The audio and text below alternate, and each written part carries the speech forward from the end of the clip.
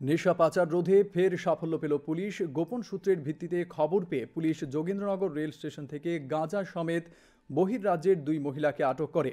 তাদের কাছ থেকে উদ্ধার করা হয় 15টি গাঁজার প্যাকেট।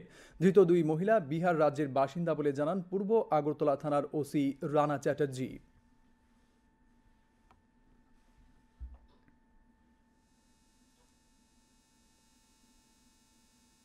তারা গিয়ে আপনার এখানে 2জন মহিলাকে আমরা আটক করতে সক্ষম হই। একজনের নাম হচ্ছে পুতুল দেবী, আরেকজনের নাম হচ্ছে সঙ্গীতা দেবী। এই 2জনের কাছ থেকে আমরা আমাদের মহিলা পুলিশ যে কমলা মুরা সিং এর নেতৃত্বে তল্লাশি চালিয়ে তাদের কাছ থেকে আমরা আনুমানিক 8.4 কেজি গাঁজা উদ্ধার করেছি, যা আপনাদের সামনে আছে।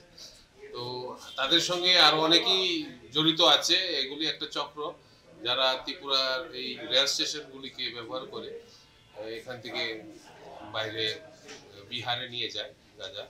তো এখানে যারা যারা আছে কিছু কিছু সংখ্যক লোক, তাদের নাম আমাদের কাছে এসেছে আমাদের ইন্টারোগেশনে। তাদের বিরুদ্ধে আমরা ব্যবস্থা নেব এবং একটি এনডিপিএস একটি মামলা নিয়ে সাব ইন্সপেক্টর নারায়ণ দেব তদন্ত করছে এবং বাকি যারা আছে যাদের নাম এসেছে তাদেরকে আমরা শীঘ্রই গ্রেফতার করতে সক্ষম।